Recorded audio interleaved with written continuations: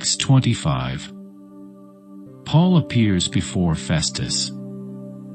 3 days after Festus arrived in Caesarea to take over his new responsibilities, he left for Jerusalem, where the leading priests and other Jewish leaders met with him and made their accusations against Paul. They asked Festus as a favor to transfer Paul to Jerusalem, planning to ambush and kill him on the way. But Festus replied that Paul was at Caesarea and he himself would be returning there soon. So he said, "Those of you in authority can return with me. If Paul has done anything wrong, you can make your accusations." About 8 or 10 days later Festus returned to Caesarea, and on the following day he took his seat in court and ordered that Paul be brought in. When Paul arrived, the Jewish leaders from Jerusalem gathered around and made many serious accusations they couldn't prove. Paul denied the charges. "I am not guilty of any crime against the Jewish laws or the temple or the Roman government," he said. Then Festus, wanting to please the Jews, asked him, "Are you willing to go to Jerusalem and stand trial before me there?" But Paul replied, "No. This is the official Roman court, so I ought to be tried right here. You know very well I am not guilty of harming the Jews. If I have done something worthy of death, I don't refuse to die. But if I am innocent, no one has a right to turn me over to these men to kill me. I appeal to Caesar." Festus conferred with his advisers and then replied, "Very well. You have appealed to Caesar, and to Caesar you will go." A few days later King Agrippa arrived with his sister, Bernice, to pay their respects to Festus. During their stay of several days, Festus discussed Paul's case with the king.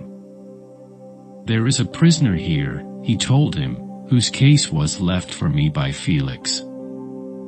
When I was in Jerusalem, the leading priests and Jewish elders pressed charges against him and asked me to condemn him. I pointed out to them that Roman law does not convict people without a trial. They must be given an opportunity to confront their accusers and defend themselves. When his accusers came here for the trial, I didn't delay.